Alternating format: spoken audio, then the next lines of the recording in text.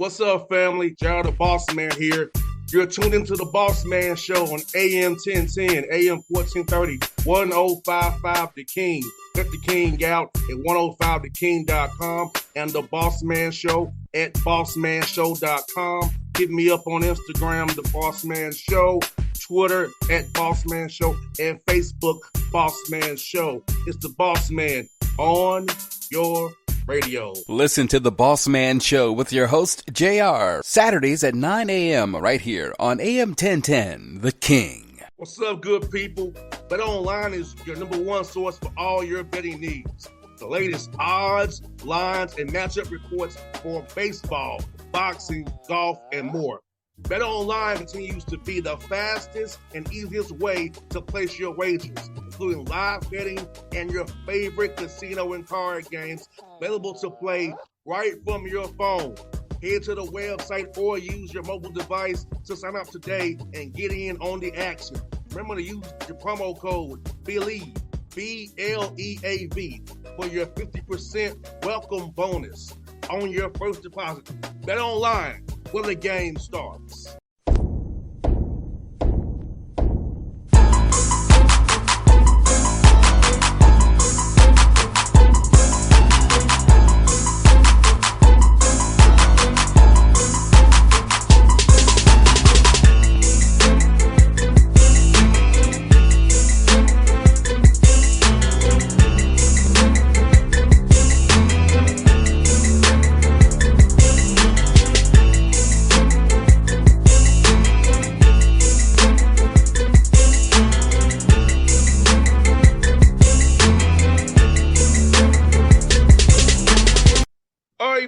Back on the Bossman Show, standing in Fort Valley, Georgia, going to cover the football side now with Coach Shawn Gibbs. Coach Gibbs, how you doing, man?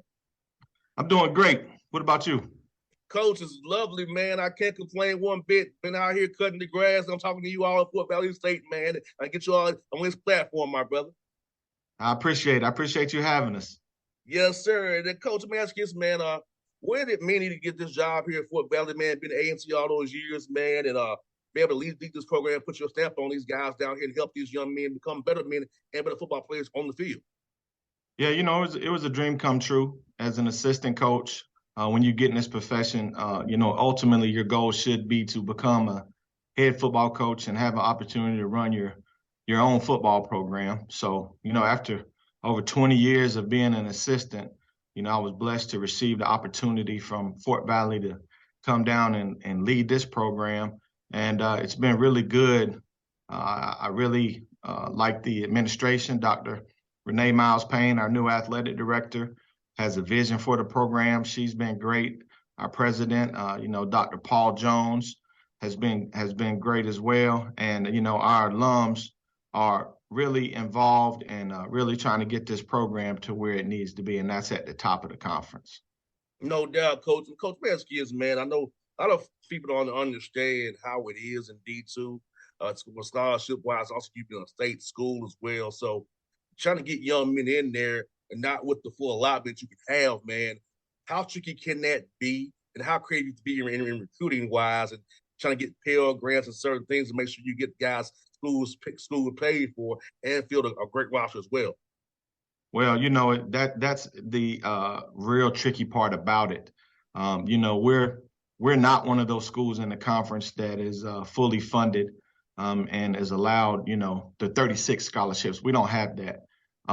So we're not at the top of the heap when it comes to, scholarship dollars. So what we have to do is we have to do a real good job of recruiting the state of Georgia and trying to find as many kids that we can that we feel like will be a good fit for our program academically and athletically. So we're looking for those kids out there with a 3.0, so they can qualify for the Hope Scholarship, and then hopefully, they can qualify for the Pell Grant and things of that nature. And we can try to get them to where they don't have to come out of pocket and pay anything. It's not like the Division I schools where you just get a full scholarship and everything's paid for.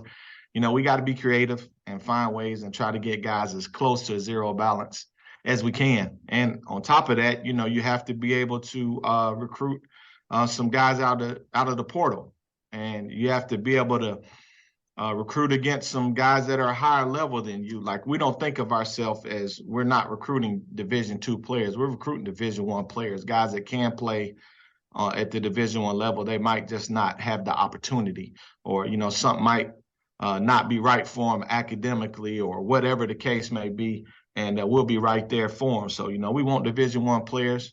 I think our coaches do a really good job of recruiting the state, and we're slowly but steadily building this program to where we need it to be. And I'll say to any young men out here who want to transfer back into Georgia, 3.0 GPA, you can make a hope scholarship and play for Coach Gibbs. So to your young man, listen to this show, young man, do good in class. It might help you out on the back end if you need another opportunity as well. Absolutely. Absolutely. And Coach, like you said, man, like I was sitting talking about it was Montez, like, I come from Tennessee State. So I understand being a state school and how it works. Sometimes we don't get the money we need. We're underfunded. Right. So we have to really fight to the community, have our alumni base be there for us. So I feel like I want to say all the Fort Valley alumni in the Atlanta area who I see on HBCU nights in Atlanta, please help you out your school and give them their money, give back to them, because Coach Gibbs and Coach Montez are doing the best they can, and they need your help as well. Anything helps these guys to make sure that your team's winning. And on Saturdays on the football field, and on the weekend with Montez on the weekend with basketball, man, because it's very important that the alumni base helps you all out as well, Coach Gibbs. Right, absolutely. I think we do have one of the strongest alumni bases in the HBCU world as far as the percentage of alums that give back. Of course, we need to improve as well as all of our other HBCUs. But we also got to find some other creative ways to get some money in. And most of our land grant institutions in the country, and that's all of our HBCUs, are owed millions upon millions of dollars from our respective states. So, we also need to find a way to claim that money and get it. I've seen, Tennessee State, I think they got some money coming in, and I know the schools in Maryland, Morgan, and Bowie State got some money coming. So, you guys are not the only ones that's owed money. So, we need to find a way to get some of that, get our alumni giving back, get the communities giving back, and make our schools what they're meant to be. And that's great. No doubt, man, because I feel like, Coach, my dad's a coach as well, so my dad raised me the right way. And I feel like going to HBCU school, Coach, I had teachers, professors who really cared about me more than just what I was a football player, or cared about me as a human being, cared about me, wanted me to be a good, successful young black male in the world. So talk about being able to coach young black men, be their father figure, and help lead them and help them be a good young man 40 years from now, not just on the football field, but lessons for their whole lives, from husbands, businessmen, good people in communities. So talk about that role you play for your players, man. Yeah, it's very important. I myself, I'm a third generation North Carolina Central Eagle. My great grandfather was at North Carolina Central in 1911. School was founded in 1910. Then my father is a North Carolina Central graduate, along with many other first cousins and my wife. So Black college is near and dear to my heart, and I know how much of a difference it made in my life. And the thing that affected me the most was I got a chance to understand just how diverse our community is. The culture of the Black culture and how diverse it is. I come from an area where it's a small percentage of Black people that look like you and I. It was only, about 40 Black kids in my whole high school. So most of the kids that I was around, everybody was the same. Everybody's from the same economic background. Educationally, everybody was pretty the same. Athletically, everybody was close. We were the best athletes in the school. And then I got a chance to go to Durham and just see how diverse we are. It was really the first time. I know this is kind of fun. It's funny to me. I don't know how funny it is to everybody else, but I really didn't realize that there was so many Black guys out there that were not good athletes until I got to school. Because, in my high school, we were all the best players and everything, and everybody could play. Then I got to Central and walked in the gym and saw some guys that weren't athletes. Oh, wow. But, other than that, I got a chance to meet people whose parents were doctors and lawyers and get a chance to be around those people. So, I've had the privilege of being around a lot of successful people. And I think now it's my job to pass down to the younger generation what it takes to be successful. And in doing that, I have to share with them not only the good things or the great things that I've done in my life, but also the mistakes. And so I take that responsibility. It weighs on me heavily. I take a tremendous amount of pride in it. And that's really the purpose in me being a coach is I want to make an impact on these guys outside of just the game of football. Because the truth is a small percentage of these guys are going to go on to play any type of professional football. The majority are going to be professionals in something else. So it's our job as coaches to kind of help guide them and show them the way to become young, Black, and successful. No doubt, Coach. Like I said, for me, getting cut from training camps twice, I knew it was over. And I found radio. My degree's in business, Coach. I have no communications background. But I've been doing this 14 years, 12, 14, you know what I'm saying? Right. But you have to be able to be prepared. I think my business degree helped me and me have me as a son of a coach. I played so I can talk sports. I feel like all my background and rearing helped me to be where I am today because I don't have the journalism background, but I can write. I can produce. I can do everything they can do with the degree. And I think that's why I'll be real coach, some people in my field are mad that I didn't pay my dues per se. I just kind of learned it on the fly. Now right. where I am now. Right. Well, you paid your dues in other ways. I think you'll agree with this. Like college football, playing college football, just football in general, just teaches you so much about how to handle things. You have to understand time management. You have to understand how to work with other people. You have to understand you got to be selfless. You got to check your ego. You got to learn about sacrifice. So once you get through playing college football and you venture out into the world, even if it's something that you're not familiar with, you've developed those skills and that work ethic to make you become successful. Now, they might not agree that you paid your dues, but I think it's just the fact that in such a short amount of time, because of the things you learned through the game of football, you developed a work ethic that allows you to pass a lot of people that's been doing it longer. And, that's going to make you mad if you're one of those people that gets passed. But, the game will get you right. You just got to pay attention to the lessons and apply those once you graduate. Coach, my first gig was the early graveyard shift, 2 or 6 a.m. in the morning. Me, the truckers and deers, Coach. Right.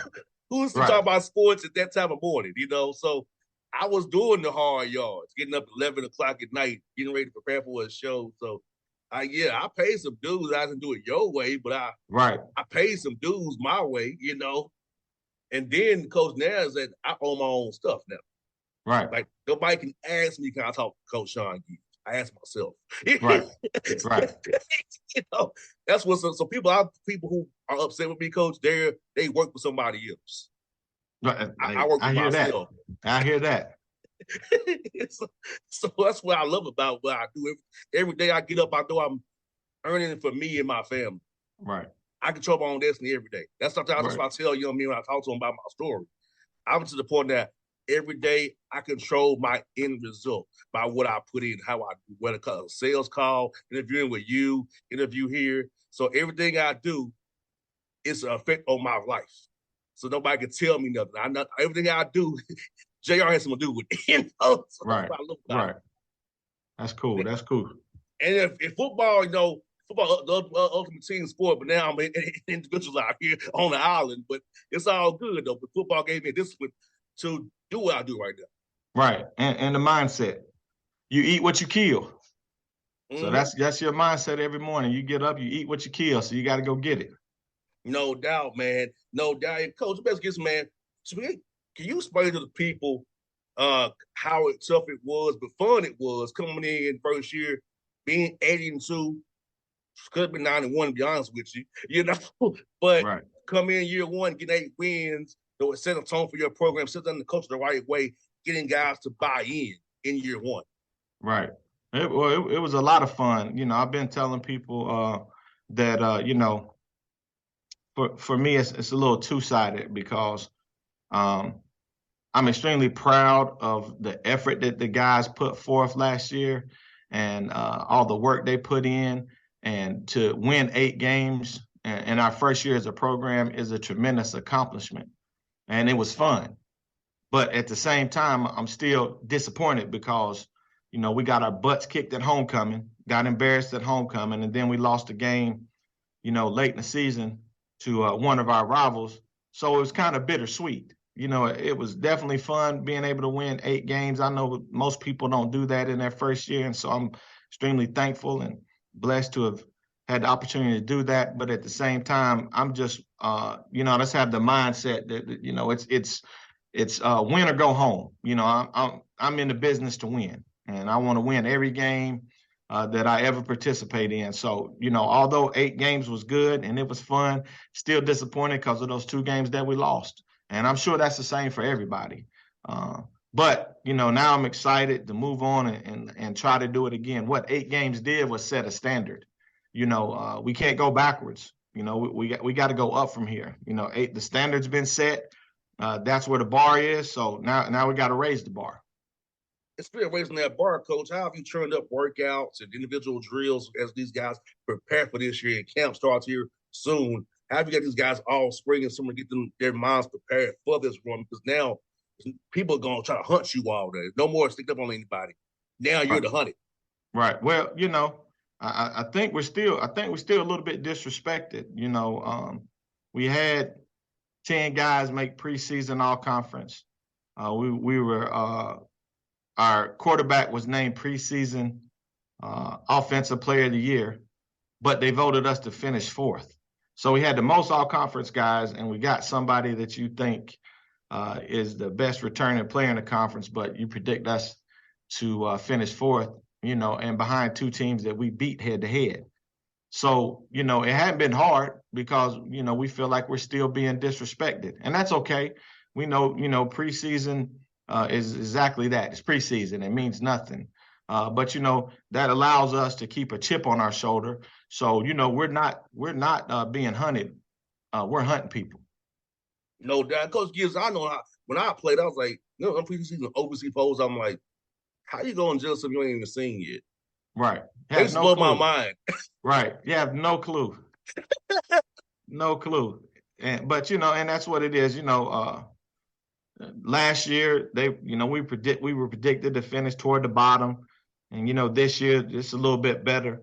But like you just said, they don't know what anybody has. They only thing is who's supposed to be returning. But on the Division II level, a lot of times you don't even know that. With the transfer portal and the way things are now. So nobody really knows what anybody else has. All we know is that Benedict is the defending champions and everybody's chasing them. That's what we know. I tell them dudes out here, we'll see. We play on that Saturday, whatever Saturday it is, we'll see. Right. I don't care about your little rankings. It's like, yeah, Gerald just don't care. Yeah, we're going to see. I'll see them on Saturday when we play them. Right. Right. We're going to find out. Yeah, Coach. That's why I say this media so bad. That's why, I think, man, y'all, some of these dudes will be like, "What are you doing, man?" Like, I can't do. I'll be like, "Man, this is crazy." Right. So I got my own stuff, man. Like, I will not be that guy. They ask about some daggone preseason poll. No, nothing. What are we talking about? Right. And Coach, like for you, man, like as you get into that fall camp here, at what point do you start? Preparing for that game one versus just putting stuff in. I know that's usually that kind of balance you have to decide. So at what point do you move on from just putting in install versus preparing for that first game in the Red Tails Classic?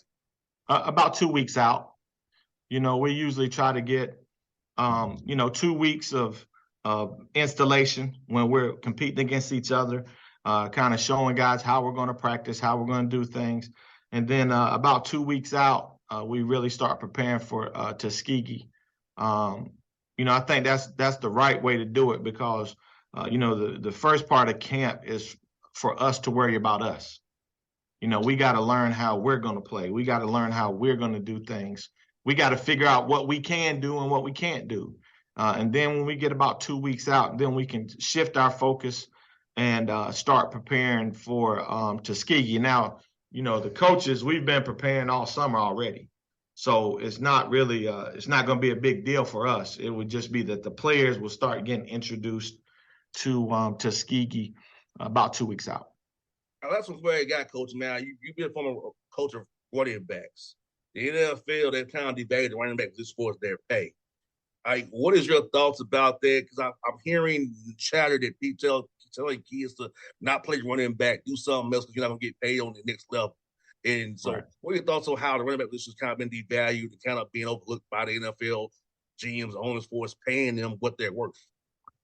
I think it's just it's tragic because what happens is they use these guys up, beat them up, give them the ball 300 times a year, beat their bodies up, and then just discard them and throw them away.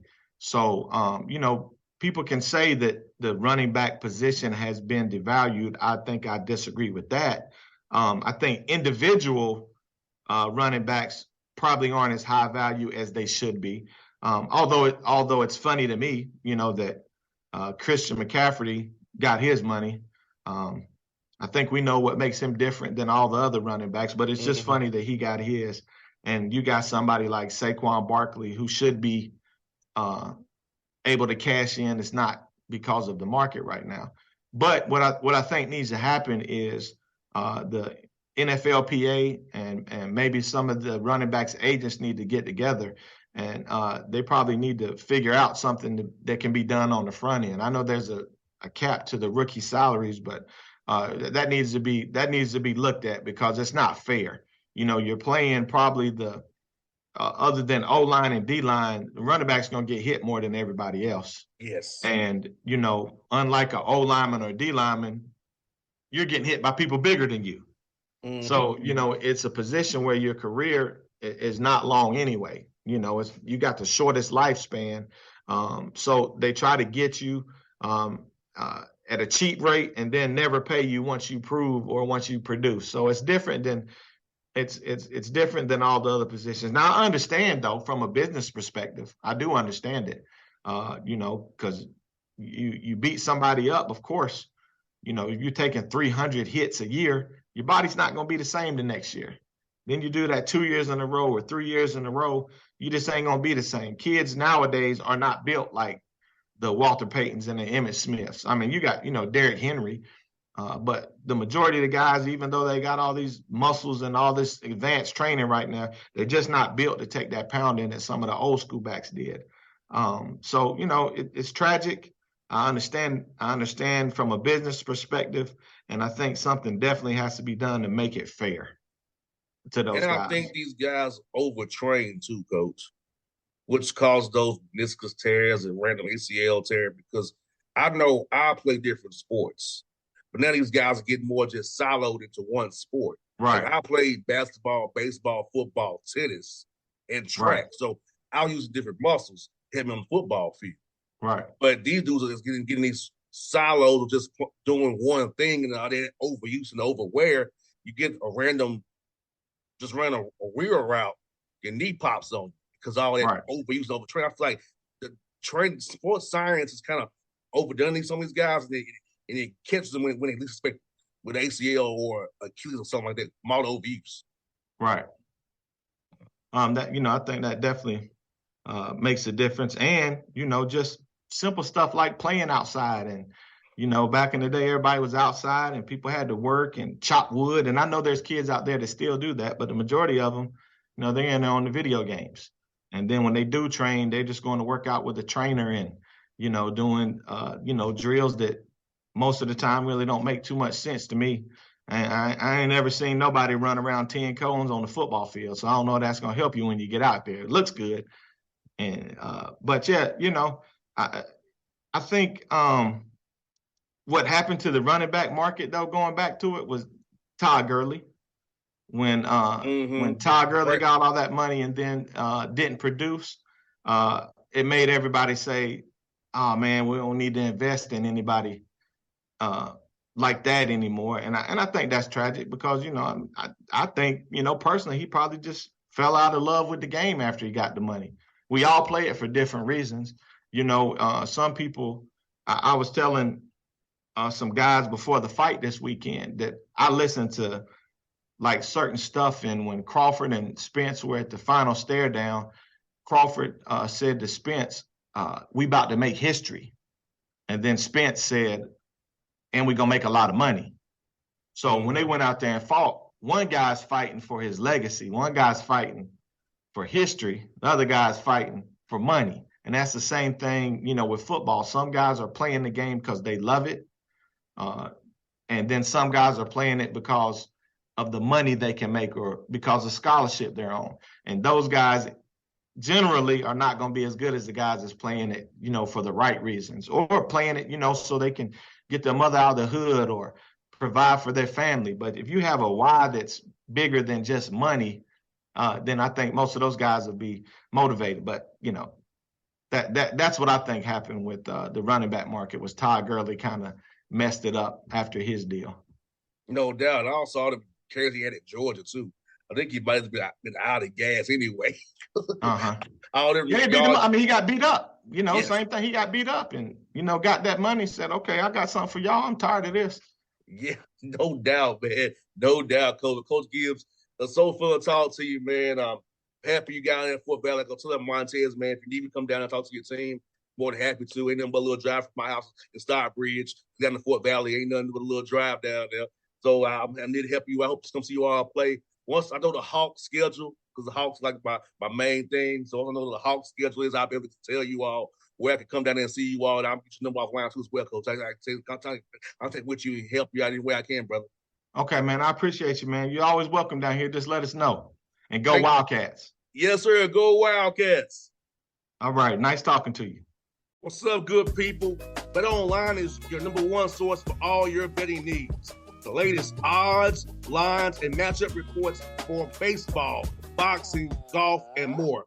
BetOnline continues to be the fastest and easiest way to place your wagers, including live betting and your favorite casino and card games available to play right from your phone.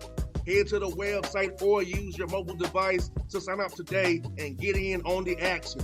Remember to use your promo code BELIEVE, BLEAV, for your 50% welcome bonus on your first deposit.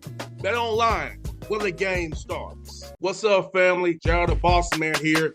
You're tuned into the Bossman Show on AM 1010, AM 1430, 1055 The King.